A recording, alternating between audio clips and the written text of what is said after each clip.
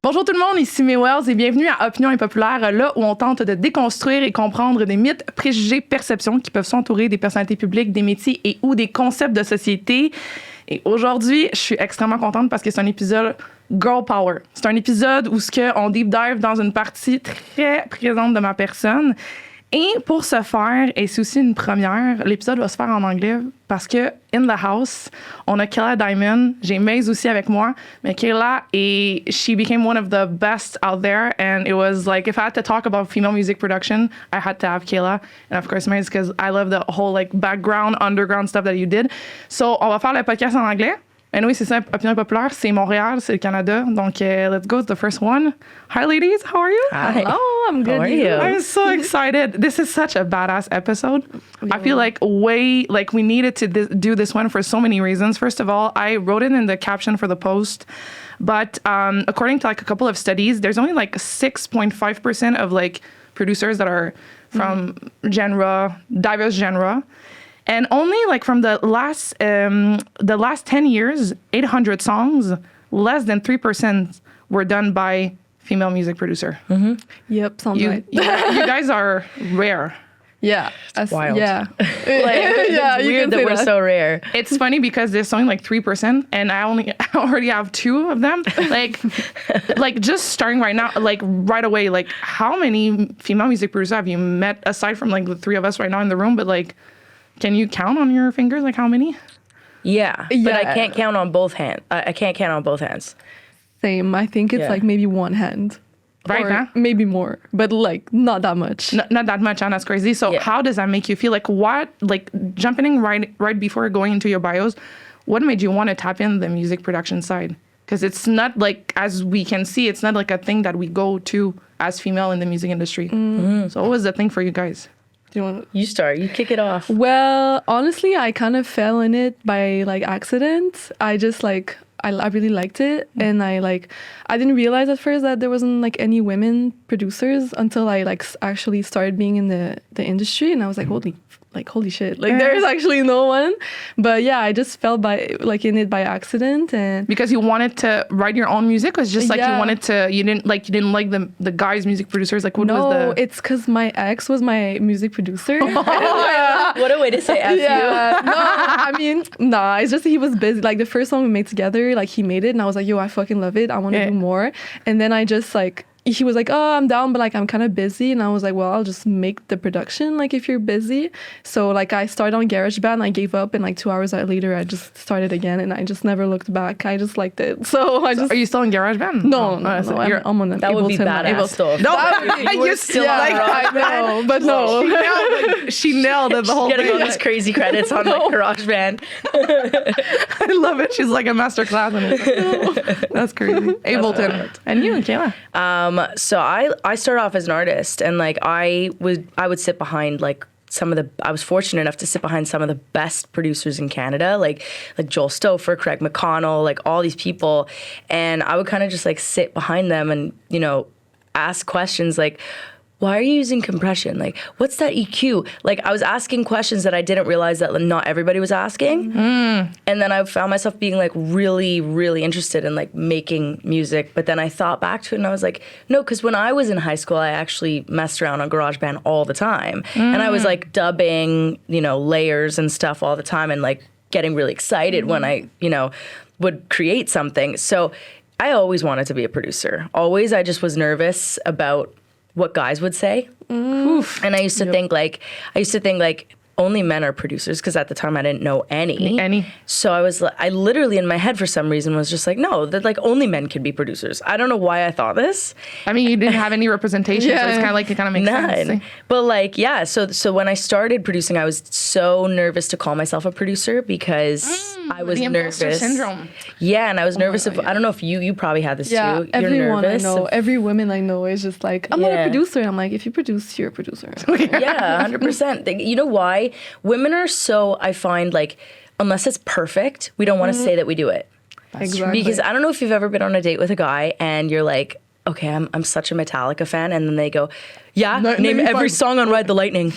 And you're like, I'm not in the mood to be like quizzed on it. Yeah. So I always had this thing where, like, if I called myself a producer, guys would be like, okay, yeah, well, Quizzing you. how many K are you using EQ at? Huh? Yeah. Like, what are your LUFs at? You know, Yeah. like, I didn't want to be challenged, so I would, like, not call myself a producer. And then I was just like, fuck it. I'm like, can I swear on this? Yeah. I was just like, it's Montreal. So it's fine. I was just like, fuck it. I'm going to call myself a producer because I'm actually producing really well right now.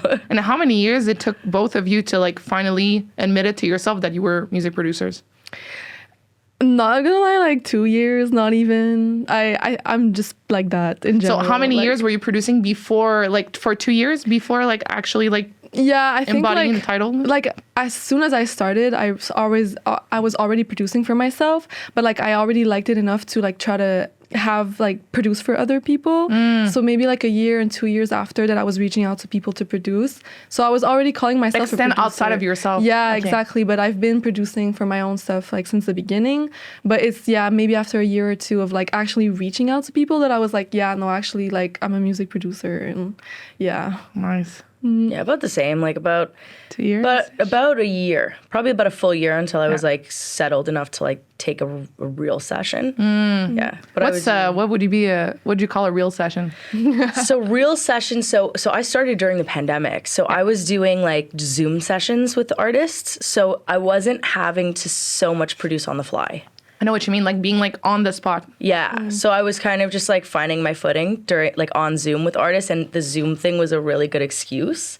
And then once the pandemic started to get lifted, I was like still sort of working on my artist project, and I took a writing camp where I insisted on being the producer in every session, and I would do 2 a day back to back. Wow. And so I like was just busting my chops, like working my ass to the bone. And that was when I was producing live in the room. Yeah. I think that kind of makes sense though, because sometimes you have time to like piggyback on some stuff and then go back. But then I feel like for ourselves, the true like evaluation part is like where you're like able to like actually tweak it in real time. It's like, cause like, it's like you see people looking at you, so like your anxiety's like. Yeah. I think that's the biggest thing for women. Like I saw like a university like paper on like music producers, engineer, whatever. One of the biggest thing is like women don't start in the studio. Like a lot of men will start like in the studio with artists or start like mixing in big studios. They'll just get in. Women start at home. Like they're not ready. Like they don't feel like they're comfortable enough to produce in front of people. We like because we have the eyes they make it the double standard also. Yeah, exactly. So it's like the perfect story basically. Like starting on Zoom is such like a thing that women do. Totally. Nice. Let's dive into your bios. Maze, I'll start with you. Yeah. Montreal-based singer, songwriter, producer, sound engineer. Yes, indeed. Right away the question, sound engineer. Have you been only a sound engineer? Or because of like the music production stuff? No. I also just mix and master, like just mixing and master. So sometimes someone will send me something that it's been produced. Okay. I just do the mix and mastering. So. And this chapter, was it before or after starting a music production? It was in the same time. Okay. Funny enough, my dad is a sound engineer. Nice. So, no way. Yeah. My dad's a sound engineer, like music, not less music, but sequences or post-production. Okay. Nice. So like when I was a kid, I would go in the studio, but I didn't really know what the fuck it was like. I just that was like going to work with my dad. Yeah. And like over the time when I started producing, I'm like someone that mixes in the same time of like producing. So I think it's a must, no? Aren't we do? I do. Yeah, I mean, it's like we all do this because you want to see where it's going. I'm like, is it missing something? Exactly. But yeah, basically like my dad like never officially like sat me down and showed me stuff, but like I would discuss with him and stuff. He's really minimal. Like he has such like a very minimal way of mixing and very like not traditional, but just like fuck the plugins are amazing, but like analog?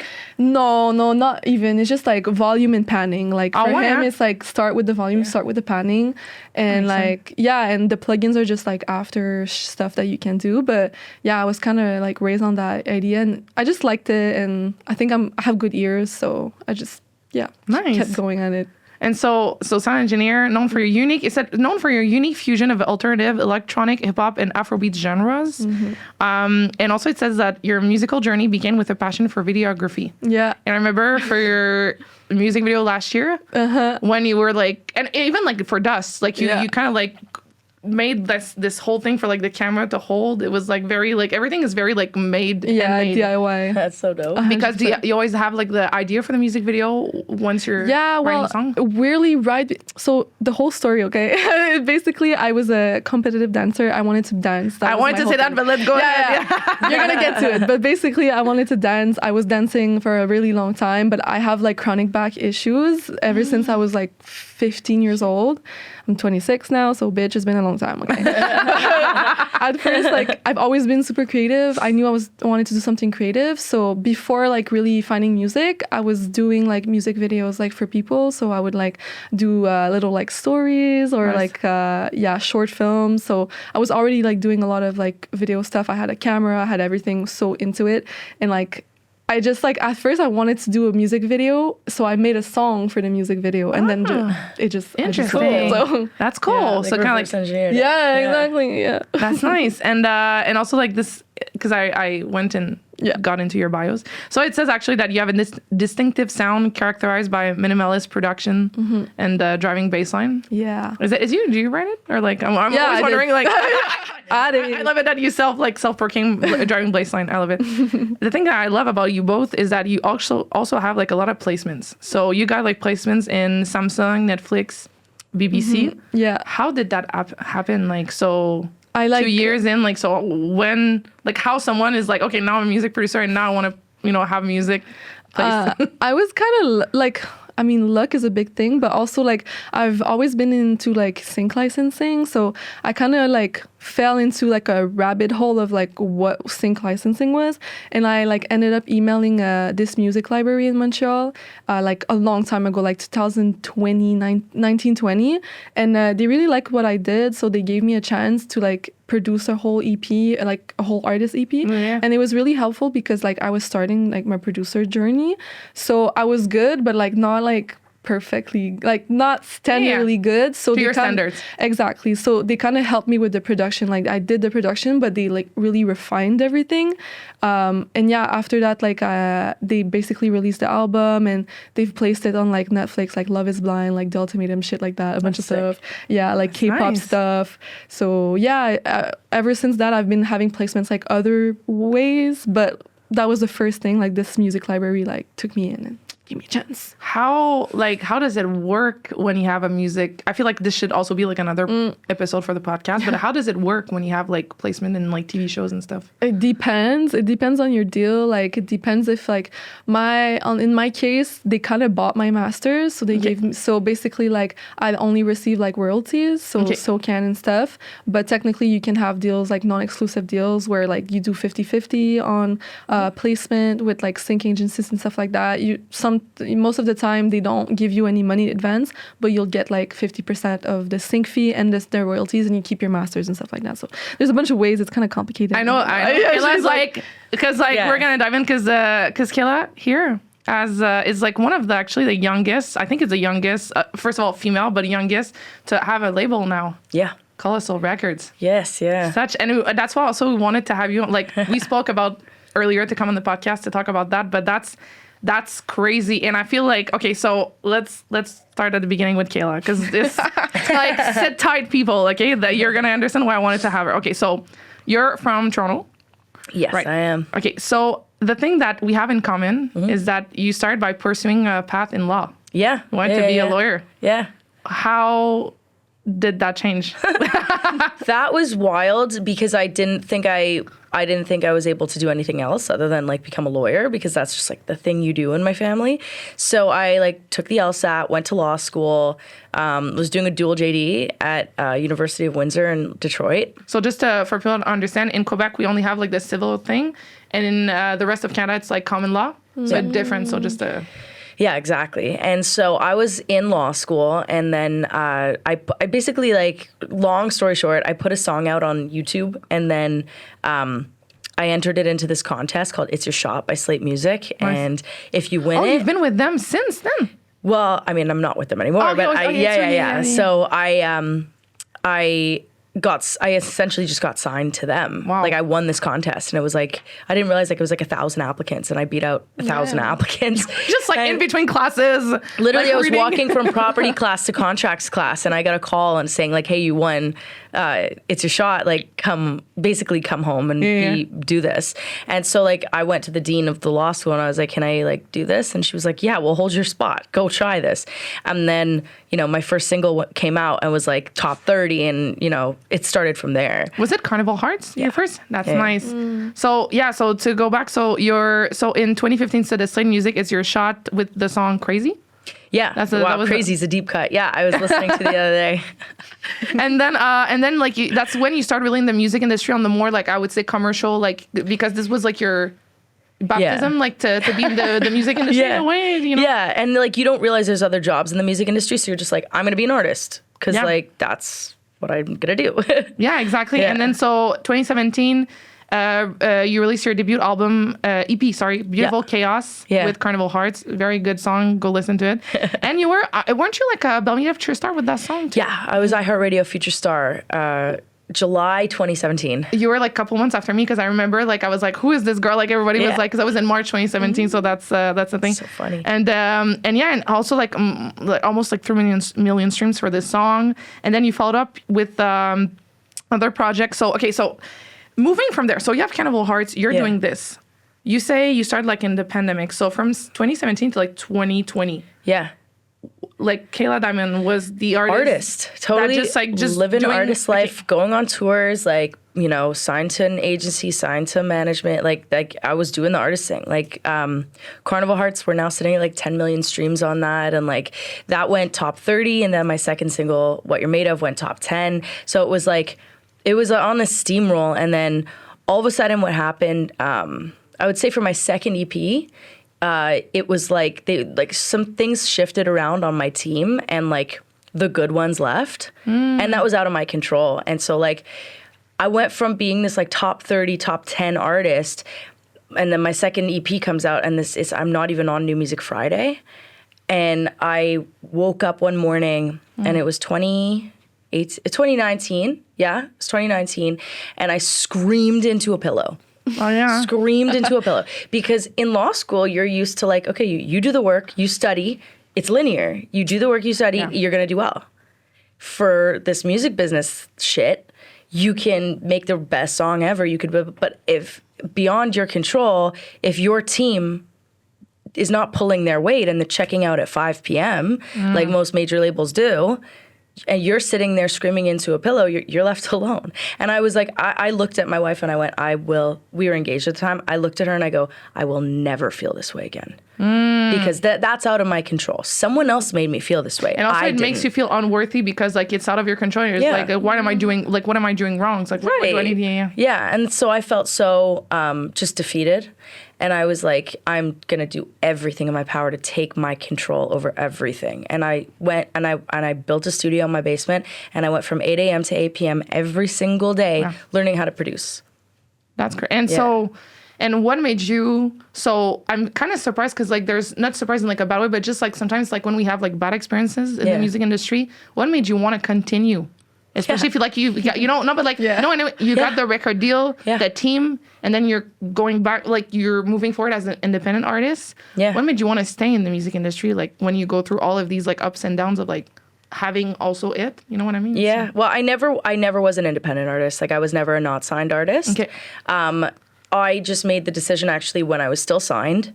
I just didn't want to do it anymore. And I was just like, no, fuck this. Like But what's so amazing about, you know, who I was signed to, like I got introduced to the best of the best in the industry. So I made these incredible connections, like with my radio team, with, you know, radio PDs and MDs and all these people and other label people and other artists and other producers that I was like, wow, my network is now so big. You don't need that. I don't really like, and I was like, what can I do? And also with this experience of being an artist, right? Most major labels, most label presidents don't know what it's like to wake up on New Music Friday and not see their song.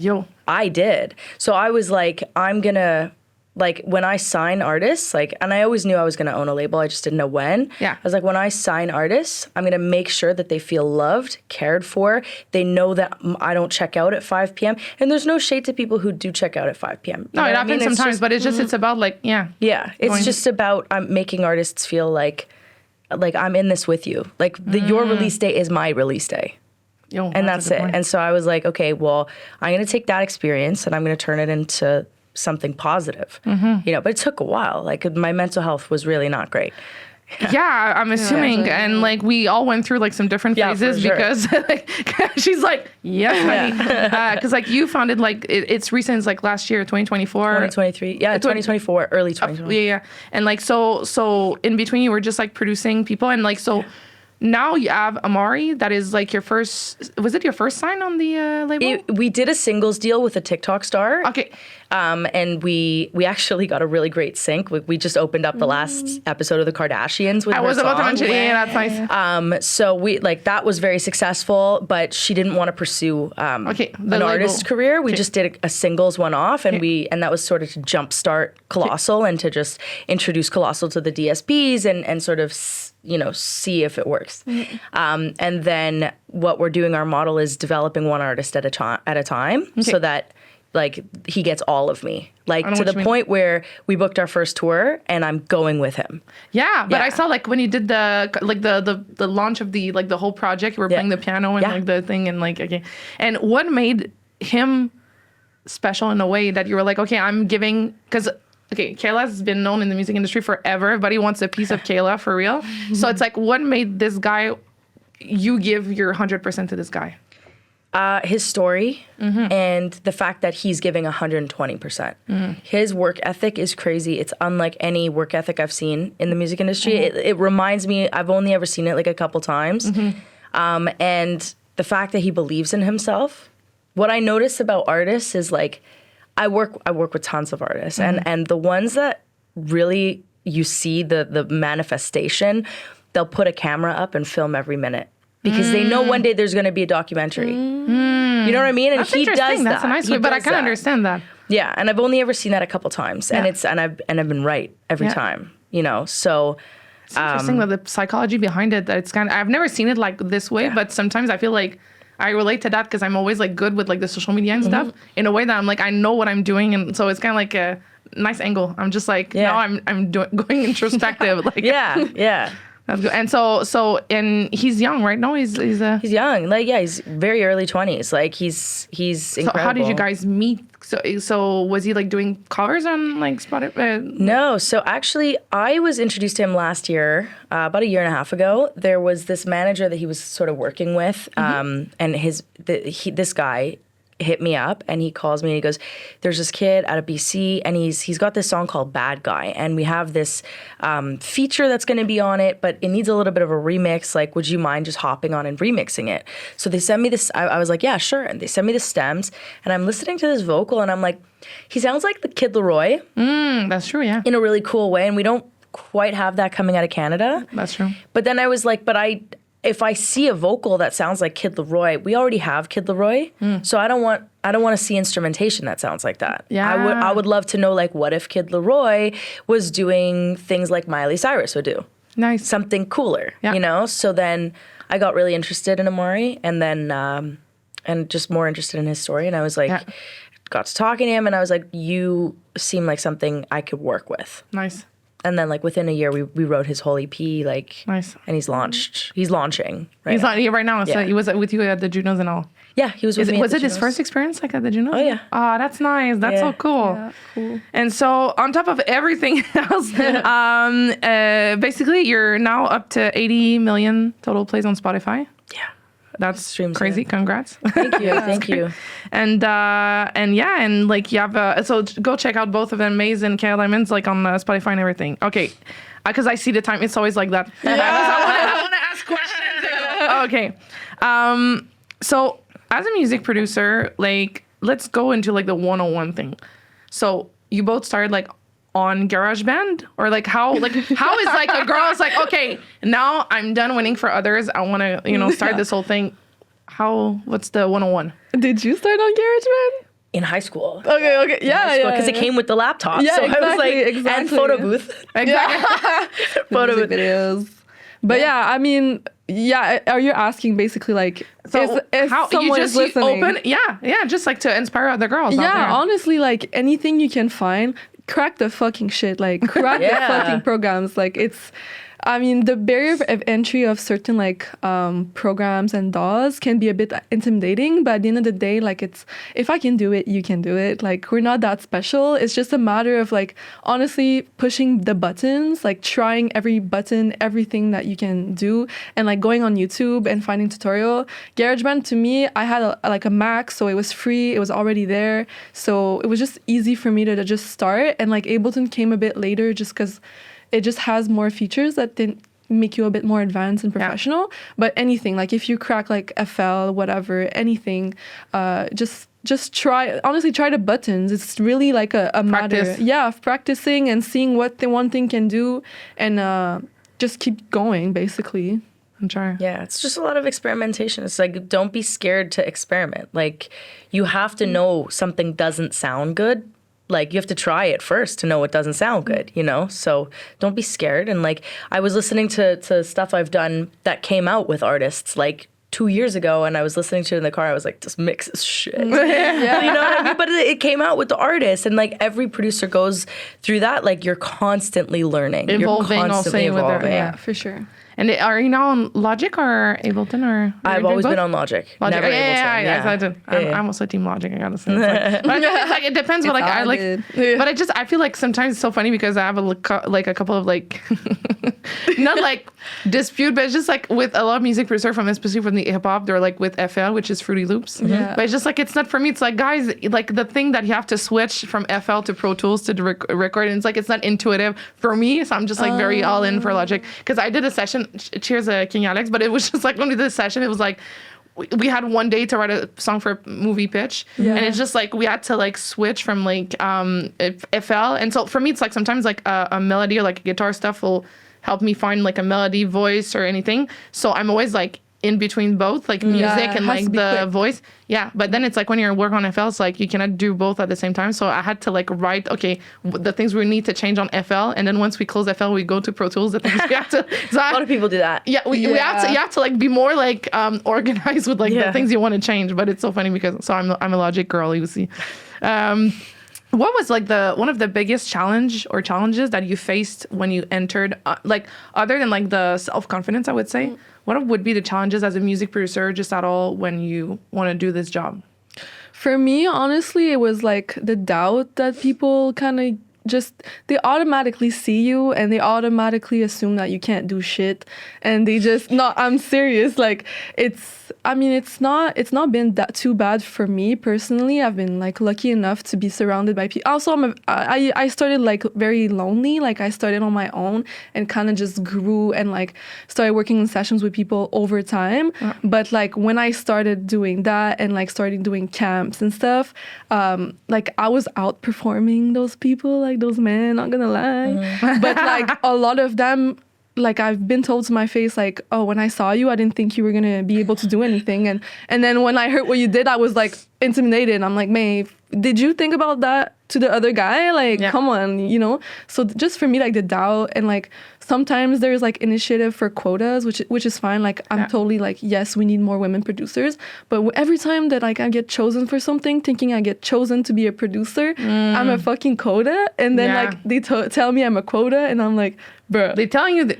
Yeah, like they're like, oh, like we were looking for a female producer. It was so hard to find, so we found you. And I'm like, oh, okay, so I'm not here for my beats. But I wouldn't be there anyways. Yeah, so like, I know what you mean. I just the doubt and just the perception like from the industry also. Yeah, 100%. People don't think I can handle a mic. I'm That's like, great. Like, you know?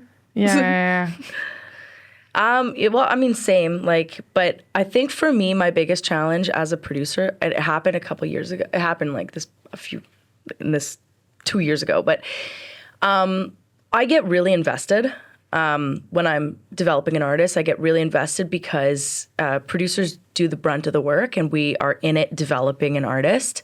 And I think my biggest challenge is to really crack the sound of an artist in the room with the artist, and then not get recognized for being the one to crack that sound.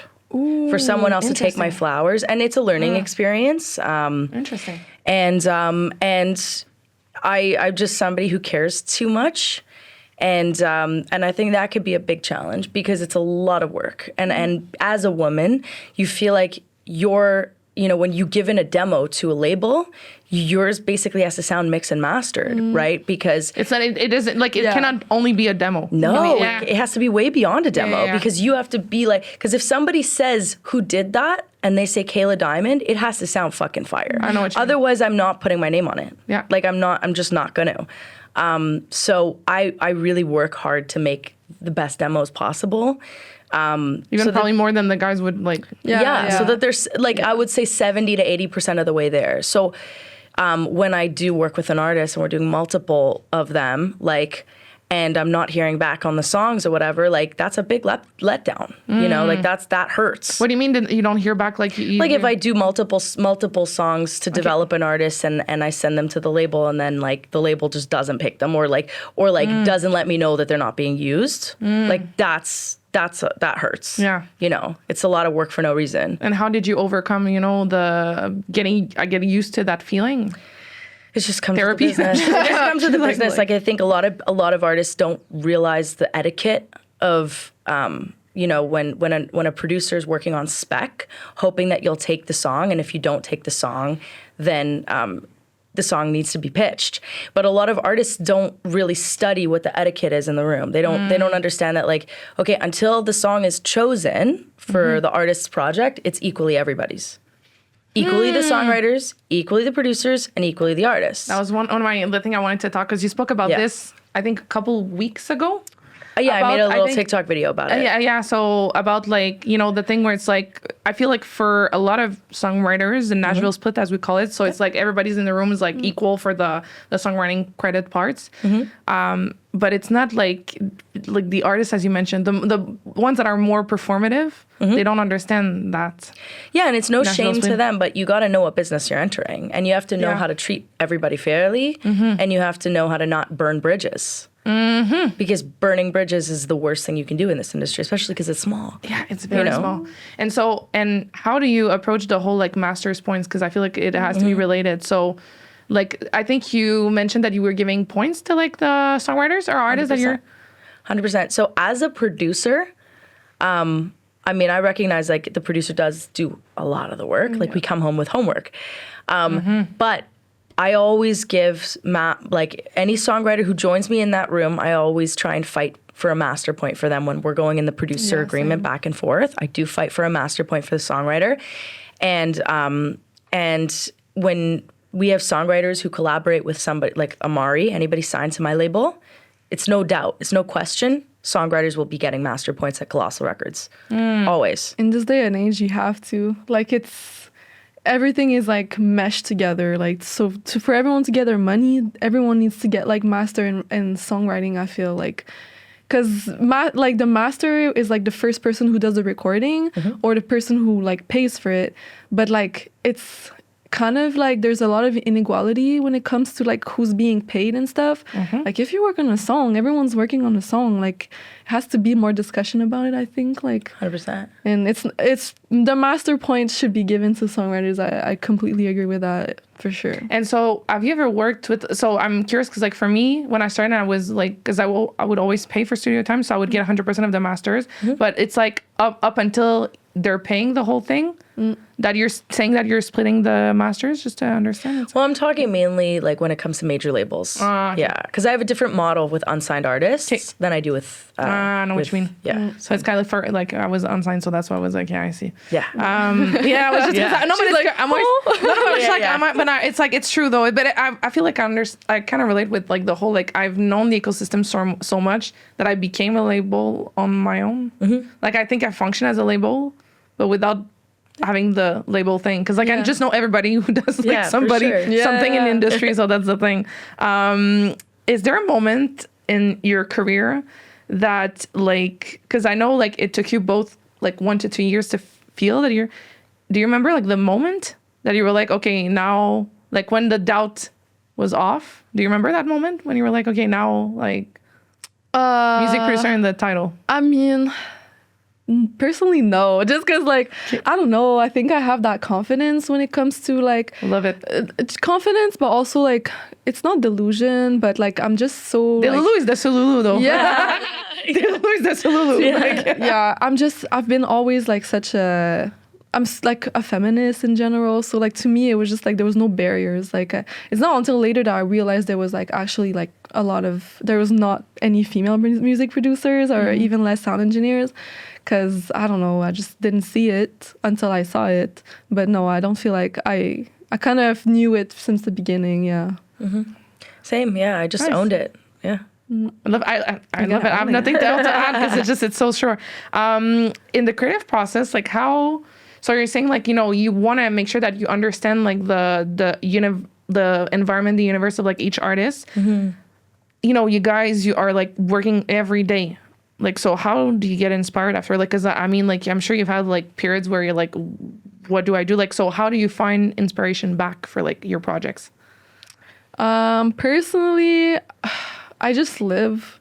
Like heartbreaks. Honestly, I love it. I have a different approach. Like I make music like almost every day. I book a lot of sessions, but there's also weeks or months that I just don't fucking do music. Like when I went to Mexico for a month, I didn't fucking touch my computer. Like I don't mind living. I don't mind taking the time to have experience. I don't mind having the time to listen to stuff. I feel like also for mix and mastering in general or producing, it's good to have a time out and just have your ears like to sleep on it. Yeah, to sleep on it. So I'm like really comfortable with the way that I work, which is I'm not going to be making music all the time.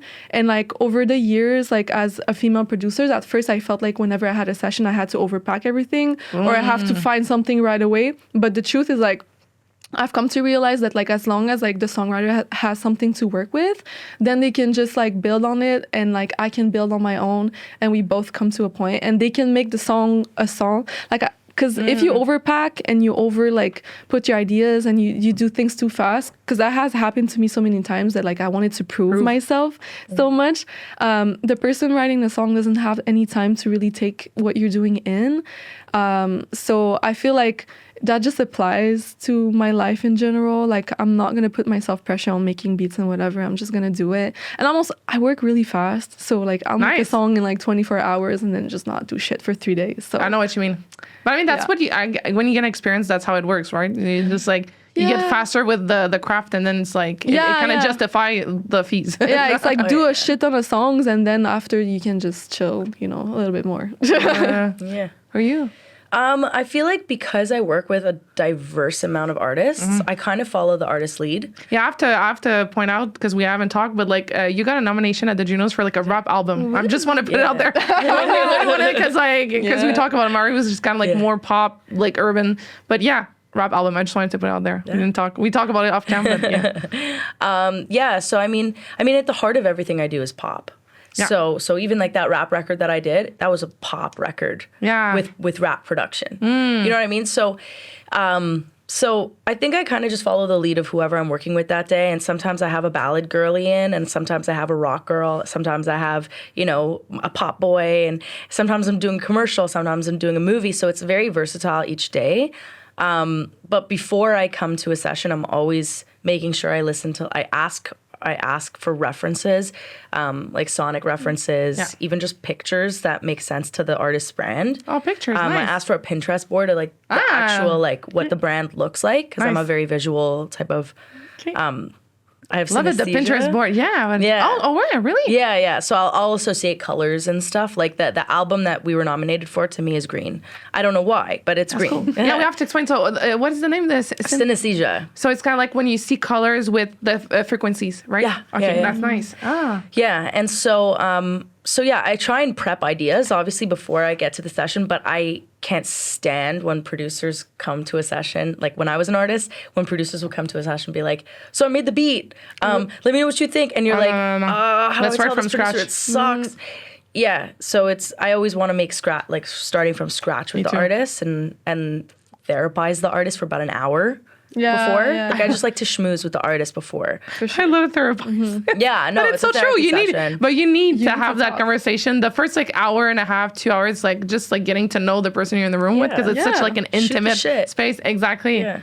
And like, and it's like you get so many confessions. Like, so funny because like every time I work, for example, with Luca in the studio at the Planet, he has like the couch, and I'm just like, I come into the studio, I'm just like lying on the couch, like, so, like, I saw my ex, and just, like, we're going This guy there. must know everyone's secret. Like, He has the tea. he has the It's usually like so funny because I don't want to. Okay, so whatever. I'm gonna say it. But like when we wrote 5 hours, and I remember you were in there, so we showed you. But like, so I had this conversation with the guy for 5 hours, and so I came in studio. I already have like the guitar parts, and I said to Luca, I was like, okay, so I spoke with this guy, the guy was singing, blah, blah, blah. 5 hours, so the song's gonna be 5 hours, and then like we started doing, and then the guy was like upstairs working and like. Don't date a music person. I Never. know. Stay away from us. We suck. I was like I'm also a music person, but it's just like honestly, it's just like especially in Montreal when you said like it's small. Damn, that's small. That's small. Anyways, but yeah. So it was like, and it's just weird. Like the frequencies were just like, because I started to say like, yo, so I saw again, spoke for 5 hours, and then he's like, shh. I was like, what's like? He's like, I just saw him like upstairs. I'm like, what? And then we saw each other, but it was just crazy because I was writing about him, and then I saw, but anyways. Yeah, my life is very simple. No, I'm just kidding. So you would say like, so you come prepare for sessions? Usually, yeah. Like I'll do a lot of research on the artist that I'm So working what would be with. your go-tos, like the, I guess the structure you would, because in a way there's like ways to work. So how do you prepare for a session? Well, I wouldn't tell the artist that I have any ideas in my head. I would let the okay. artist talk first, and then if they find that they're at a crossroads or like they're like, I don't really know what to write about, then I would sort of be like, oh, by the way, I creeped your Instagram. I saw you have a boyfriend. Tell me about the fight you had. You know what I mean? Wow, Yeah, I love I'm it. very It's like, direct. Like, I love so it. people who work with me, they know that like I'm a just cut the bullshit. I don't want to talk about the weather. I want to talk about your feelings. I want to see your soul. Like, yeah, like tell me about. I'll say something like I'll come up with like prompts. Okay, so tell me about the last. And I work for some reason with. I mean, I feel like this is a common theme in the music industry, like complicated relationships with parents. Oh, interesting. Okay. Yeah, and like I find myself just sitting with a lot of people being like, okay, so tell me about the shit your mom did when you were 12. You know what I mean? Like I'll ask those kinds of questions. And so people are prepared. Crying. When they're writing with me, they're prepared to not talk about fluff. They're prepared, I want to know the deepest, darkest secrets. Wow, you want the scars, like the I want to open up the song with a 1-2 punch. Wow. Otherwise, you lost your listener within 5 seconds. You lost it. Is there a way? Wow, I'm just thinking like, so when you go there, like, is there like a point or like a moment that you were like, oh, damn, will I be able to write about this? Oh, like a hard topic? Yeah. Yeah. I mean, even myself personally, like when I'm experiencing a heartbreak or I'm in a complicated type of relationship with somebody, like it could be very vulnerable. So it's, sometimes the artist is not ready. I've had artists be like, I'm not ready to talk about that. And I'll be like, no problem. Let's talk about something else, But then you just write a note and it's like, let's do Yeah. that. Like, No, I'll get back to it in the couple sessions. remember when we... Tell me about your dad. So how's your dad? Yeah. What about you? Well, I'm not that crude. Like, Rude, yeah, you're right. that's fine. Everyone. I mean, yes, but I'm more of like, I'm gonna do research on like what they've been doing and whatever and like listen to their sound, and after I'm just gonna be like, yo, like just talk about life. I'll talk about my life too, ask what's up, kind of just like see, talk for an hour or two, and then I'll like ask for like, what are you listening to these days? And it's not just like what they're trying to do, but also like just what are you listening to. I'm trying to have like references of like the sounds that they like and stuff, and like usually sometimes we'll give each other prompts or like briefs or stuff like that, and yeah, just talk about like the like themes and stuff like that. But I think like asking for music references is like a big thing for me. It just helps me understand like their world and what they like, and what like, even if that's not the style they're going for, like what they could like from it. It could be in the mix, or it could be like how the vocal sound and stuff I like always that. say when I work with people, and now I'm going to dive in also more in the music production because I've always co-prod stuff, but it's just like I feel like everybody knows at one point what they like or they don't. So when I work with like as a songwriter and artist, I'm like, give me like 10 songs that you like and try really sit down with each song and tell me what makes the song resonate with your soul. Because at one point, and then you're going to see there's like a line within it. So maybe it's like all these songs talk about a subject you haven't spoken about, or maybe it's like the vocal prod. So, and it helps because sometimes people, like a lot of artists are like, I don't know, like I've never produced, but it's like, but you still have like taste. Yeah. And you, maybe it's subconscious, but like, you know what you like. Like for me, myself, it's like I've realized that, and I think it shows in my music. I've never really listened to like only singers.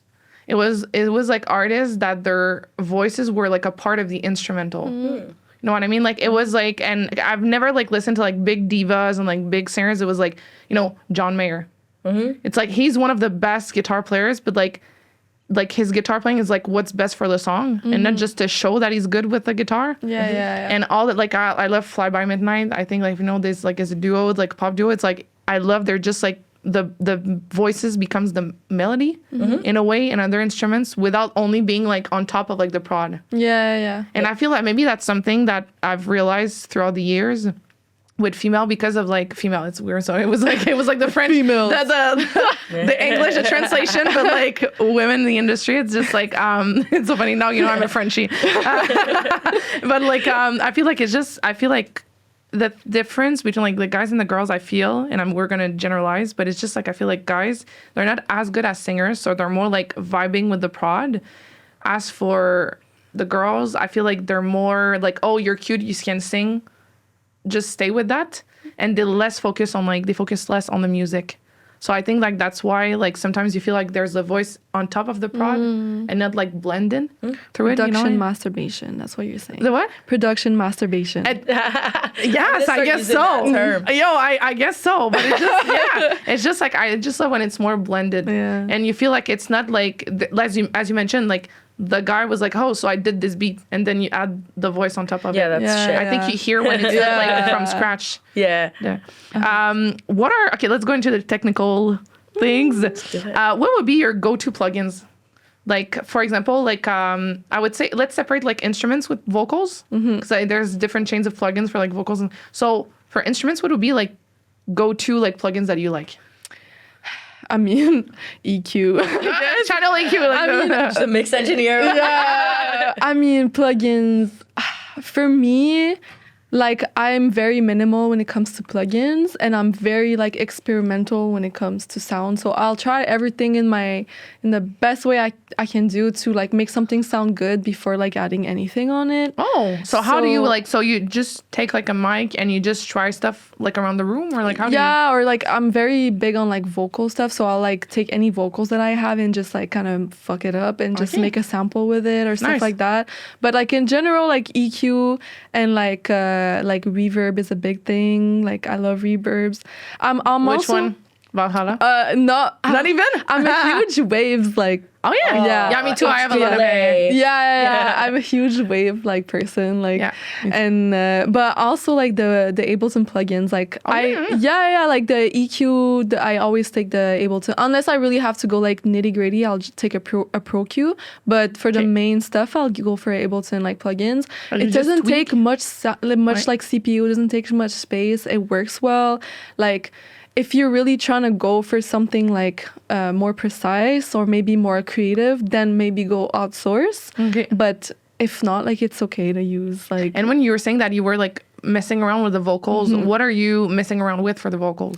It can be like the pitch, it can be the like the timing, the reverse, the warping. I love like to do basically, I don't know, put like a reverb or like a delay or funky one on like a vocal, like I chop it up or whatever, and then I just like I basically record the audio from the reverb or the delay, so it becomes like it only records the delay of what like the output like ish, and then I can like fuck around with that too. So I love that. That's interesting. Yeah. Oh yeah. Yeah. Exactly. Yeah. That's sick. What about you?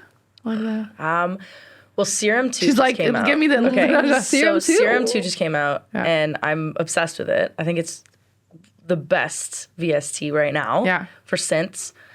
I like my secret... I mean, I love, like, atmospheric shit, but, like, things that can become a hook, like, in the background. So, like, Arcade is amazing, and that's made by Output, and it's fantastic. And also, Native Instruments has this thing called Playbox. Yeah. That's really nice. It just adds this like nice little texture to whatever you're doing. 'Cause I feel like one of the things from your pod that I noticed, like your drums are very like, I feel you kind of like found your sauce. Oh, thank you so drums. much. Yeah. Let me just tell you something. Yeah. Okay, here's the sauce. Somebody asked me the other day on a record I did, and they were like, how does your drum slap that hard? And I was like, I'm honored. That's the ultimate flattery I can have. I use a future bass snare. I layer my snares with a future bass snare. And what it does is it just snap. There's a kick, thick snap to it that I haven't found in rock snares. Nah. And then you layer Like it a with little bit more fatter, like in the, but it's cutthroat, but then it's like fat. Yeah, it's like super punchy. It's super. I think there's already compression on it, so like I'll download like a splice like future bass snare. So good. So good. Just layer it. Like if you want a little more bite to your snare, just layer a future bass snare on there, add a little bit of reverb and a tiny bit of compression. And it's like, boom. Nice, love it. And for vocals, like what would be like your chains of like, because we know like in pop, it's like a big, like the vocal part is like the huge thing. What would be the things that you like to? My my go-to, it changes and depends on like the vocals, but it's an Ableton Live EQ like plugin. Okay, I'll take off the basses because you don't need that shit, and then I'll put like the highs, like a little notch on the highs. I'll use a CLA 3A compression on the sibilant Vox. Okay, I love she's like surgical. I love it. There you go. It's so easy to use. I just like it. Me too. Like I'm also with Waves. Yeah, and Waves is amazing. Right, and so this and like I love the H reverb by Waves as well. Nice. So like probably de-esser. I'll do a lot of like, you know, make sure like your mic sounds good so you don't have any reverb in the room and stuff like that. And I'll just like, I'll compress, but I'll make sure that like I manually compress also. So like never rely only on the compressor. Like do the compressing yourself by like automating your volumes. And then you could add a compressor to like really. Like you don't rely on the compressor, like the VST. Compressor, like you doing manually the automation is compressing. Like that's literally it. But compressing is just like, it's gonna detect like with the threshold, but at the end of the day, like it's a machine. So like if there's something that bothers you and the compressor can't do it, just go do it yourself. Yeah. Point final. Point final. Period. Drop this mic. What about you? Yeah. Because you work like what's the I forgot the name of Nicole. She's like a Nicolina. Yeah, I work with her. She's amazing. I love her voice. Like so with voice like that, I'm sure you're gonna say you don't need that much because she's already a good singer. But the voice on there is crazy. She literally needs no auto-tune. She's like so because you see her on her TikTok. She's like very good. She's amazing. I mean, like right off the gate, I go. I mean, you want me to like? I'm trying to think of what my chain looks like right now. Okay, so right off the gate, there's Metatune, which is Slate Digital, which is I think the best tuner ever. Okay. It's the most natural sounding. Okay. Then I have like EQ compression. Honestly, Logic stock plugins, don't sleep on it. Right now. Really good. The EQ from Logic is just great. Me too. So depending on the artist, like I'll mess around with the EQ, obviously, like just making sure that it sounds smooth and nice. And then try to think what else is on my chain. RVox, amazing. I put Vocal Rider in there as well. Nice. Vocal Rider's made by Waves as well. And it just allows the voice. It literally is what it says. It allows the voice to kind of ride the wave of the whole track without sounding like it's on top of the track. Like you said, it's very much blended in. Interesting. This is a controversial one. In the middle of my chain, I put CLA vocals. Oh, yeah. In the middle of my chain. Why is it controversial? Some people just hate on it, and I don't know why, and I love it. Yeah, me too. And it's, you know, what's it called? Start Me Up Dry? Like, I just put that right in there in the middle of the chain, and then I'll add my, you know, a little tweak, bit of... depending on, like, the... Yeah, and then I'll add, like, a little bit more compression, a little bit more reverb, a tiny little bit of reverb. Silververb, Logic, amazing. Right, yeah. I gotta say though, like the two ones that I'm like very attached to, it's like Antares for like the tuning, and then Valhalla. I've been it's just like ever since I've been working with John Nathaniel, like since like 2010. He was like always using that. Like I don't remember. Like it's just been like I think I got like attached to like the VST. It's like personal to me. But it's funny because like for me also that's one thing that I think people need to understand is like also when you're like recording your vocals, you need to understand what works for the voice, because you cannot apply, we know that, but just to do it the 101, we cannot apply to the same. And for me, I feel like what works with my voice is that for the chin, I'm going to do like auto-tune and then like compressor, just like the red zone. And then I'm going to do like the CLA, whatever, and then compressor. And then I'm going to add de-esser and then the doubler from Waves. Oh yeah. Nice. I love it. I feel like it works with my voice. And then like every time I'm going to like record, I'm always like recording the lower octave, my voice, and then like playing with like the effects from like Antares for like the auto-tune. Nice. Oh, yeah. It works for me. Like I feel like the vocoder type like suits my voice. Oh yeah. I always add like the lower octave. Yeah, I do just to that make too. sure, because like I feel like my voice is very pop and like thin in a way, so it just adds a little bit more bass and it sounds good in the mix. Yeah, Because I tried like as I got more into like doing like the stuff online, I'm like you hear the mix and like the phone and then like on the computer and it's just like you're trying to figure out, but like it's just I love when it's like the bass line. So I think it's kind of like finding my sauce, and I think I like to try it for my voice. So now I'm even more like aware in studio when I work with other producers. That okay, like just add this, because I was always like I knew the sounds great. that I liked, but now I'm like I can be more I can be a little more like I know it exactly.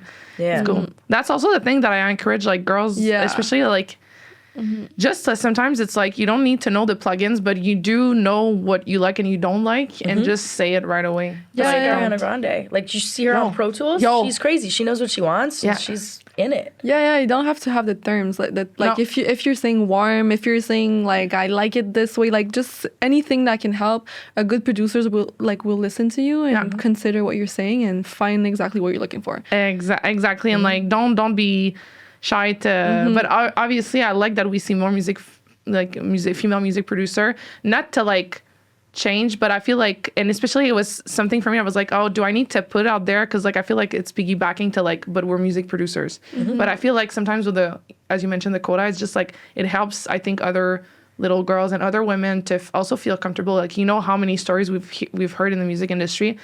Like I'm sure like you've become a safe place for like artists. Yeah. I've seen it a lot. Like nowadays, honestly, this year I've only worked with women most of the time. Oh yeah. Like I've stopped. I mean, no, I work with men, but only like people I know, I trust, my friends. But I don't take sessions with men anymore. I just don't. Oh yeah. I mean, obviously everything's gonna depend, but like that's been a big change. Just because like every time I've tried to do collabs with like other men and where like I'll try to produce or even like co-produce with producers, like it just doesn't work. Like they don't take me seriously. They're not invested. They're just, I feel weird. Like when I'm there, I don't feel like I'm I don't know, considered. So like just being with women is like, it's nice. It's like a pajama party, it doesn't make me want to perform. Like I don't feel like I have to perform. Like with men, I feel like I have to perform. Men. You gotta find the right ones. There's most of the guys I work with is in Toronto too. Like amazing people, but like screw those guys if they make you feel like shit. But like, it's not that they make me feel like shit.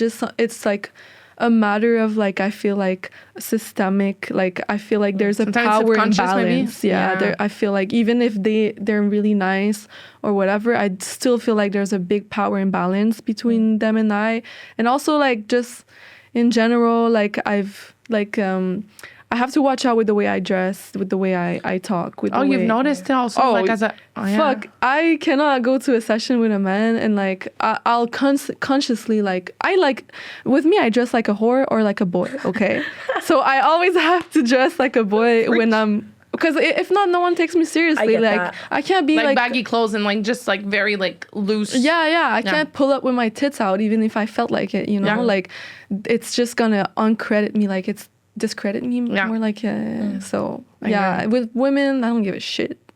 So in our session you're gonna have your tits out. I'm just kidding. Hell yeah. She's like, so yeah, you know, ready. next Friday thanks so. And like so and we can dive a little bit like because you're pretty ladies, how is it to navigate that also like because there's also like the pretty privilege that comes in, like so how did you, I guess, psychologically navigate it, like being a female music producer on that note? The fact that... Do you want to start? I just kind of don't think about it. Like, I just kind of don't... I mean, I grew up... I guess this is just more like a personal thing. Like, when I was younger, I was not the prettiest. I kind of was just like this really awkward type of person who was like just weird about my body and like not comfortable with it. And then I just like started putting myself together and like started to like love, you know, plastic surgery and like not hide the fact that I have like a nose job and like Botox and all this shit. And I just like to look good. But I don't consciously think about like, okay, what is this person thinking about what I look like? You know, so I always will look at myself as like the fucking nerd behind the computer screen, not thinking I have any like power in a session, you know? But in a social setting, I'm aware of it. But like in a studio, I feel like I'm like a rat. That's what I love. The first time we met, that's what I loved about you. Like I think I told you like you have the same alpha energy as I have. Oh yeah. And I feel like I wanted you to say it because I feel like people need to hear it. Because I know you don't like you're really focused on like both of you, but it's just like I love like women need to hear women saying I don't give a shit. Yeah, I don't. I just do my thing and I like it's because like I feel like sometimes it takes away the power. Of the thing it's so female like women can understand like that you don't need to portray yourself a certain way and you can not give a fuck. Yeah, and there has been obviously like where it's a music business, there has been attraction. Like you know, people have told me like, oh, you know, I'm into you, and I'm like, I'm usually like artists that you work with. Well, like it's happened, you know, like when I was an artist too, like it's happened. Like you're in the studio with other songwriters and like. You know, and this whole industry, like we all flirt with each other. It's fine, you know, but I'm not actively thinking about like, you know, this person's good looking, this person's not. It's kind of just like, let's make a really great song, you know? And you went like, so. I have like a weird, how do you like, to me, like I've always like been aware of the pretty privilege and it's a great thing because like yes people probably trust me more like you know there's a whole bunch of shit that comes with pretty privilege but there's also like the back end that I've received not only in music but in just my life in general. It's gonna sound like so like but like honestly like people like can be very like sexualizing and objectifying. So like I'm a very creative person, so like as much as I like to look pretty and put together, I also like to look fucking crazy and like just let myself be myself through like what my appearance. But like do you think it's to, from what I understand, is it to take the power in your hands? So when you said like you like to act crazy, like to look crazy, that's just the way I like makeup, I like dressing up, I like sewing. I'm very like a creative person. Yeah, because you sew your dress for that discount, right? Yeah, I sew a lot of my clothes, but it's just like even if I look creative and not necessarily like trying to look like perfectly like in the norms, I'm still gonna look pretty sometimes, and like I also like having like my like sexual energy, so like I do a lot like pole dancing and stuff like that. I like to dress up like a whore sometimes, like I said. So it's all good until like when it comes to the music industry, where like that thing that I consider creative and consider part of myself becomes kind of like a weapon against me, where I'll feel like sometimes like opportunities will like fall through because like people don't see me as a music producer. They see me as an object. Like I've heard shit like that. And just like in the studio, like I said, with women, it's not that big of a deal. With men, I have to be conscious of like how I look like, because if I look too good or too pretty or too put together, sometimes people will take it as an invitation, and it's crazy. Not what I'm like. It's just been my reality. Maybe it's not everyone's reality, but for me, it's like it's a huge thing. I really have to be careful. Like I've seen it. People see me in camps, and I look like not the same as like if I do in a gala, and they're gonna be like, whoa, like it's by purpose, because I don't want that shit. Like I'm trying to work, and even you don't want to be distracted, like, or distracting. Yeah, and I'm a very like non-dramatic person. I have the people I love, and like I do my own thing. I have my own life, so I'm not trying to do like that objectifying shit. Those like invitation, I'm not trying to do that. So I sadly have to purposely be very careful with how I look like, because if not, I'm gonna get that shit, and it's annoying. Yes, I will say that is true. Same, like, I will dress down at the studio a lot of the time. Like, you will not see my tits at the studio. Yeah. So, like, people, like, at, like, this past weekend at the Junos, like, I wore a very revealing dress, and people you're more in your, like, a feminine energy, I would say. With when the I outfit. go out, for sure. Like, I'm a dress girl, and I love to show tits, you know? Like, so I think, like, people who are normally used to me at the studio, like what you said, I'm used to, I'm wearing, like, you know, black clothes. Yeah, always black. Yeah, usually, I'm like, you know, I'm not. You and MEG are like buying all the black clothes. All the black clothes are gone because of us. Usually like sneakers and stuff. So like when people saw me like this past weekend at the Junos or something, they'll be like, whoa, they'll do like a double take and be like, wait, okay. What did you do with Kayla Diamond? Who are you? Yeah, I mean, my face looks the same, but like, I'm just, Yeah. I love feminine energy, and I love that kind of thing. And I think my wife always yells at me because she'll be like, you're totally oblivious to the fact that person's flirting with you, and it's cute, but like, it's annoying. And I'll be like, I just ignore it. I'm actively ignoring the fact that I'm being flirted with because I don't want to think that way. Yeah. You know what I mean? I guess it's me. Also, but I feel like it gives power to that too. So it's kind of like you don't want to acknowledge the thing that is, I know what you mean. Like, it's just, you want to close the door. Yeah, but it's crazy. It's, I relate to that. The thing is, like, what's hard for me is that with my body type, it's like, it's hard to, you can't hide tits. You cannot hide butts. You can't hide that ass, girl. It's like, I cannot. So that's the point where I'm just like, sometimes it's like, I totally understand. And I feel like it's funny because I feel like the difference between like the tits and the butt, sorry, we're going there, but it's just like, but from my analogy, is that tits, it's like you're born with it. So it's kind of like, there's nothing you can do to, unless you do plastic surgery, but like, it's like you're kind of like born in just, the tits you're born with or like you grow up with.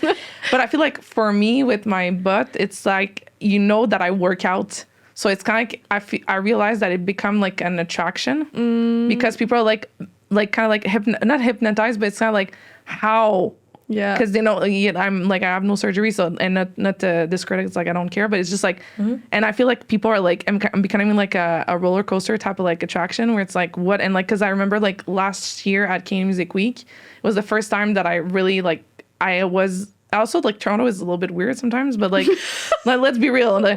I got objectified so much at Canadian Music Week, and, like, boys and girls, like, people were trying to touch my butt. Yeah. One night, they were trying to touch all, like, what? I'm saying, it was, like, crazy. And I remember, like, because I'm not going there, but, like, there was, like, this guy was very, like, pursuing. But then it's just, like, I went to like an after party and like people were drunk and like I became like I wasn't even like a person anymore. Whoa. It's it's and like it's just, and that's the thing, it's like I cannot hide it, so I can understand because like I'm always like jeans t-shirt ish because like I'm always like downstairs, not downstairs, but like on the ground, like with the guitar and like I'm playing on the ground, so I need to be in jeans. But like, it's just like when I dress up a little bit more, it's kind of like people think that I want to showcase it, but it's just like you just want to work, like, and just look good. And even if I dress down now, it's like I'm always being sexualized, all the time. Yeah. So I kind of understand the whole thing, like where it's like, especially when I started back with my band when I was with 3 guys and always like surrounded by guys in a male environment, like I was on tour. It was like very hard to like you kind of like dissociate in a way, but it's like to be oblivious to like the flirting stuff. It's crazy. Yeah, I'm sometimes I'm aware of it and it makes me uncomfortable, and then I'll just make a joke, and then I'll just, I'll be like, okay, let's, back to the song. Like, you know what I mean? And then I'll just ignore it. 'Cause like, look, humans are sexual people. Like I probably, this is the first time I've ever said this on a podcast. I'm probably the most sexual person like ever. But like, it's human nature, and that's okay. And like, people like to flirt with each other, and like flirting makes you feel alive, and that's okay. And like, I just have always gotten by in life. Just like, if I don't like it, I'm just gonna ignore it. You know what I mean? So that just became one of those things. Yeah. It's great. But it's I guess so. We'll have to like get used to it. But like, we'll be in PJs at the session. Yeah, and PJs and Nikes. exactly. Back to the technical side of things, but it was a good conversation. I love. That's why I want to have more like women in the music in the podcast, because these are the conversation that needs to happen for women to realize that we have so much more in common. Yep. Then that's why we need to stick together instead of like trying to like. Yep. Exactly. How do you actually approach mixing and mastering when you work on your song? Like you said, you mix as you go. How do you approach it? Like, what are your tips and tricks or like your do's and don'ts? Well, like I said, I mix while I produce, but honestly, like to me, it's all about like being very minimal and very intentional. So to me, it's always been like bass, drums, and vocals, and whatever is like left after. Is there an order? I mean, it has to all match together. Okay. So like if you're producing, I always like solo the bass, then solo the drums, trying to see like if it works together, and then I'll put the vocals, trying to fit the vocals together. But honestly, like start with the volumes. Like don't start mixing with plugins and adding. Take off everything and just like the dry track. Yeah, adjust the volumes. Of course, the volumes might change because when you add reverbs or delay, sometimes the volume just changes because of the effect. But in general, volumes, because the one thing my dad always told me is that like before being like mixing mastering, like those people that worked as like sound engineers were called balance engineers. So it's all about balance. So volumes, panning is a big thing. You have like a whole fucking circle around you. So make sure you use it. Nice. And then after you can go like not always in the middle. You know what I mean? No, like vocals in the middle, sure, but then you have like the dubs, the harmonies, whatever, bass, drums. But then at the end of the day, there's no rules. Do whatever the fuck you want, but trust your ears. Like your ears are your best, like your best friend, basically. So yeah. Same thing. Like I think the number one thing that people don't realize is the most important thing is gain staging, which is the volume balancing, right? So you're not going to put your bass way louder than your drums. Like you're just not going to do unless that. It's like on purpose. It's like unless it's deliberate, but like just understand where the frequencies sit within each other and where to carve out those certain frequencies. So like, if you're doing a bass boost, like learn how to do that and figure out where that sits in the mix. Understand the concept of headroom, right? Like you don't want to max it out to the fullest on the on the mix, because that gives no job to the mastering engineer. You know what I mean? So just for people to understand, what is the headroom you were thinking? So headroom is like, when you look at the wave form of a track and it looks like a brick, that's when you've gone too far on the limiter. So like, so there's some great plugins also to show you, what your mix sounds like. There's like that A/B thing. I don't know if you use, where you can actually take a song that you love and upload it and see where it if like it's your like similar. Reference. Yeah, exactly. It's like an A/B reference. I forget who makes that, but it's a really good one. But leaving headroom is really important because you don't want your chorus to be as loud as your verse. You want to see there's like a nice waveform where it's kind of like this, and then it's growing, and then the middle you get to the pinnacle, which is the chorus, and then you dip back down a little bit again to the chorus. So it's kind of like a novel where it just has certain waves. I would also say listen to your song on as many devices as you can. That's true. Huh? The shittiest the shittiest car, iPhone, anything, because the best mix is something that's gonna sound good all throughout all devices. That's so true. You have to listen on the different stuff. How do you think? So because we're almost the hour and a half is going so fast.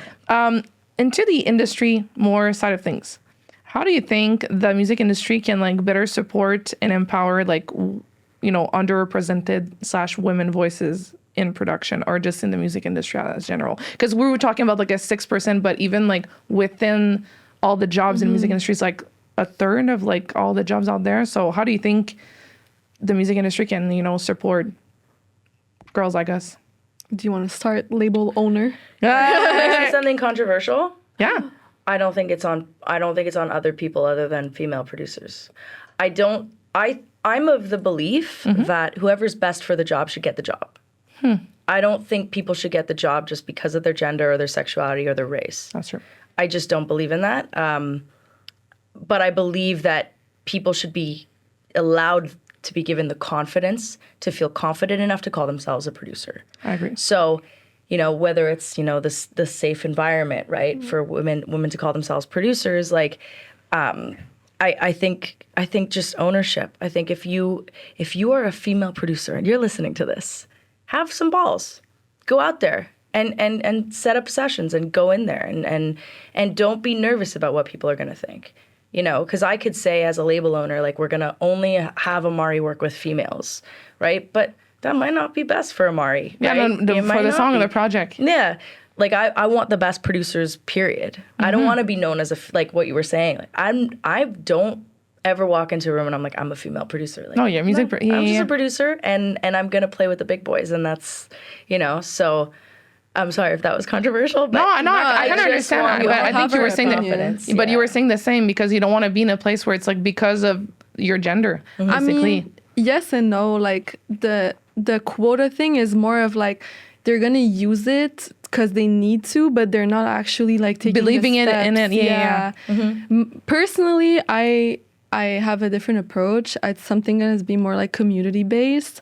So like as much as like the thing with like being part of like and everyone is like the best for the job, I do believe that should be the case, but I do believe there's like kind of systemic issues where like sometimes you might be best for the job but you're not going to be considered or people are not going to be think that you're the best for the job just because of like how you look and like your gender, what your race, your whatever. So personally, I'm going like what I found to be good is like a community-based approach. So when it comes to like working with other female artists and just like building a community around them, that because there's so many like men music producers that like if everyone just starts like especially women start working with more women, they themselves can become music producers, they themselves can have more skills to become music producers, and we can just basically grow around it without having to go just like the guys are helping each other all the time. Yeah, that's the thing is like they don't give a shit, like they're gonna do whatever they need to do, and usually that is like working around with their friends. So why can't we do that? Like I feel like 100%. That would be my approach. Like the community-based approach is also helping like to get around the systemics of the music industry, because it as much as like we can work all with women, then the barriers for like I don't know radio or like placements and stuff is also mainly like male-based. Like so I think like if we all start to grow and find ways to do it on our own together, it can really help the industry to just like be more like diverse and equal, basically. Why do you think, like, because I kind of agree with you both, because I feel like I got to a point where like I know I'm in this session because I'm just good at what I do, regardless of like, and sometimes it's like even like they want that because like I have the female perspective on stuff. Why do you think, because I'm going to ask the question with like my perception of the industry. So I feel like, I don't know why, but I feel like women tend to just only want to be singers and not tap in like even on the musician side. And it's just like a question that I don't have the answer. I'm just like, I want to hear your thoughts on it. Like, why do you think it's not as natural for girls to just pick up an instrument or like, you know, be behind like the computer and stuff? Because I'm always like, because like the girls like, oh, you're always in sessions, you know, I'm a guitar player and stuff. But it's just like, for me, was always like, I always wanted to write music. So I don't know, but I'm sure there's like, I just want to hear you pick your brains on why do you think? Because we're all in the music industry for many years. Yeah, I think it's a systemic and representation issue. I think like women since the beginning have only seen once again as objects, and singing is always has been seen as something that like, yes, it's an instrument, but it always felt a bit low par. Like it's like you don't need any skills. Like you need to pick up a guitar to like become good at guitar. While singing, you're like, you can be naturally good at singing, even though we both fucking know it's an instrument. And you can fucking work to be a singer. So I feel like it comes with the objectifying of the women. That's my take of like once it's something that like women has been put in a box, and it's hard to get out of it when that's the only thing you've known, and that's the only thing we've been known for. And once again, like if you don't know any women producers, like how are you supposed to no, it's an option for it's super hard. And there's a lot of other issues where like if you want to work in studios, like usually you're gonna start as a barista and they're not really gonna see you as a fucking sound engineer. So like you start on your own and you have to develop your things. And so once again, like we kind of start like from like lower in the race when it comes to men, while singing is kind of like men are used to women singers, so it's not that like. So it's kind of more they're kind of like letting us be there. Yeah, exactly. Yeah. What about you? Yeah, I mean, I can only speak from personal experience. Of course. Like so in my personal experience, I grew up thinking that, you know, as much as I could play an instrument, a boy who can play the same instrument is just infinitely better at that. Like I grew up. I remember my family made this like diamond family band, okay? And it was my cousins, okay? And the band was all boys. Okay. Only the boys in my family were invited to be in this band. Even though I was in the Royal Conservatory up to grade 12 piano. That's crazy. I taught myself drums. I was one of the best guitarists like of my age group.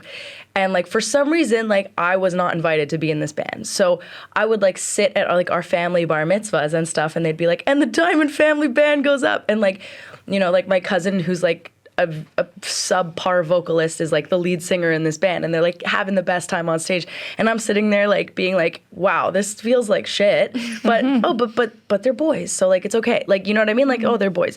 So I just kind of grew up being like, well, like if you're a boy and you do the same thing, you're just going to be picked for the job because you're better. So that, in a way, it kind of gave me a drive to be like, fuck you, I'm going to be better than you in every way. Fuck you, I'm going to do the thing in life that you've always wanted to do. You know what I mean? Like that kind of thing. Oh, I understand 100%. I'm a very big lead with fuck you. Yeah. So I love that energy. Yeah. Female rage is a thing. Like I love it. No, that's literally what it is. So like, and I did this video on TikTok that was like, I'm a female producer. Obviously, you know what I mean? You remember that trend? Yeah. So I was like, obviously, if there's a guy in the room, he's going to be the one to play the guitar, right? Yeah. Now, it's actually true because I have nails. Yo, that's true. But you do it all the time? No. No, when I'm Depends. doing production, Yeah, heavy that has guitar, I take off my nails. But yeah, because I think once we first met, we were talking about how we had no nails. Yeah. We were both like, hey, This like hands. a chipped. Yeah, exactly. That's good. And also like, what would be like an advice you would give to your male counterparts in the industry to help women feel at ease in studio? Like, what would be like tips and tricks you would give, like if we were to talk to the boys in the industry? Do you want to start? You start. She's like, damn, no, I have so much but so little to say. No, honestly, I think it would be, first of all, like it sounds stupid, but like safety is a big thing. So if you're going to invite a woman to your studio, maybe just like make sure there's like someone else there, or like maybe ask them if they're bringing someone else, just because like it's stupid, but like just going alone with a dude that you've never met is not small space. Yeah, it's not necessarily like something that like our mothers would be proud of, but it's something that we're expected to do. So I think like just leading with like safety in mind is a big thing. And I think also like just think about like how, like put yourselves in our place. And if you're listening to this, it's because like you have a tiny bit of like, you know, motivation to change a little bit. So just giving us the space to try stuff. And when we say something like it means something. It's good. It means that it's a good idea. No, like give the credit for like that it can already start to be good. Yeah, exactly. Like don't doubt it. Yeah, exactly. Like just try it. Just try it. Don't say anything about it. Don't try to like mansplain it. Don't try to do anything like that. And don't try to force your ideas. And just make sure that you listen to women. I feel like collaborating. Collaborating and actually collaborating. And like it's so funny because I had that experience. Like I had a show for Contact Ontario like a couple of months ago, and I had like my live set up like all good and shit. I came prepared. I had like most of everything that was necessary for my setup, and it was a bit different because it was like live effects and stuff. And like the guy, he was super sweet. It was a sound engineer, a guy, and I was plugging the shit and he was taking it and everything was good, and at some point he was like, oh, it works, but like it's only coming out from one side. And I was like, oh well, I don't know what to tell you, like it should be okay. I'm like, I'm gonna look at my session, maybe like something is up. And then he just kind of kept like, oh, maybe it's this, maybe it's in your session. And then at some point he was like, oh, I just didn't plug it. Like I just wow. It was automatically thinking it was on your exactly thing. Right. So that's something. And then he like kind of apologized to me. He was like, sorry, next time I'm gonna make sure that like I check if my stuff is fine before like asking you if your stuff is fine. So I think that's the biggest lesson out there. It's subtle, but like still it's huge. Like I was like, thank you, my guy. Yeah. I think just the most annoying thing is mansplaining. Like I was at a show and this guy came up to me, and I was at a show of an artist that I produced, and like the first 3 songs were songs I produced, and this guy comes up to me and he was like, oh, how do you know the artist? And I was like, I'm the producer. Like I'm the producer. I produced like the first 3 records of that. He goes, no, you? And I swear to God, this guy was older. He was like in his 60s or something. And he just could not, for the life of him, believe that I produced those records. And I was just like, so I'm very dismissive, and I'll be like, you're annoying me, sir. Like, that's annoying. Love that. I love you I'm for just this. straight up, you know what I mean? I love you for that. It can be intimidating to guys, so like I just will speak my mind. Like nice. if you're mansplaining to me, like I'm annoyed at you, and you should have Google open and type in Kayla Diamond, and you don't need to mansplain, and it's fine. You know what I mean? So I just have no patience anymore at this stage in my career.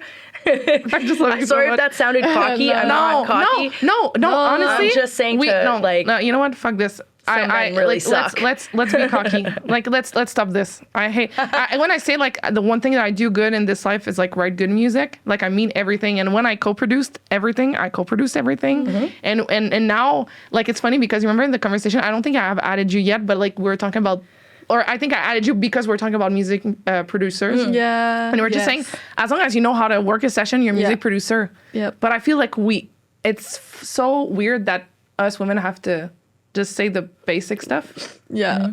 Like, because the fact that it's like, oh, the mix is not right enough, or like whatever, or like if you tweak some samples and whatever, but like it's like so many guys do it and they're like, I'm a music producer. Bro, they put loops on fucking Splice and they're like, I made that beat, and I'm like, okay. There's no dynamics in it whatsoever. They just like looped it. Yeah. 4 bars. 4 bars. They're like, I'm maybe a music producer. Exactly. But no, I just love like we need more confidence in general, because I feel like the more we're gonna see women just being like firm in what they believe, the more other women are gonna be okay. If she's confident, I can be confident too. So I'm like, don't apologize. Sorry, continue. I was just like, no, just fuck the mansplaining. Stop it. Yeah, enough. You know what I mean? I love it. On that note, honestly, it's been an hour and a half like that. Honestly, I just wanted to add like this. Thank you so much. I can't wait to hear all your projects. Hopefully hop on a session soon, whatever. Thank you so much. I just love both of you for what you are bringing to the table as like music producers, but also like, I'm going to say it, like we need more female women figures to just show younger girls that they can do it. So I love you both for that. Thank you so much for your time. Thanks for having us. Yeah, thank you. I love it. So First episode in English. Hey, c'était May pour Words pour Opinion Impopulaire. Thank you so much, you guys. And also, like, this is the kickoff start. I told Kayla, I'm like, okay, let's Kane, artists, producers, whatever. Call me, come on a podcast if you're in Montreal, and let's do this thing. So, merci tout le monde. SP au son à l'image, si tu dois de me recevoir, puis on se voit la semaine prochaine. Ou le prochain épisode comme ça. Ça bouge beaucoup, mais on s'en va là-bas, puis que, je vous dis à la prochaine. Bye. Merci beaucoup. Yeah. Merci.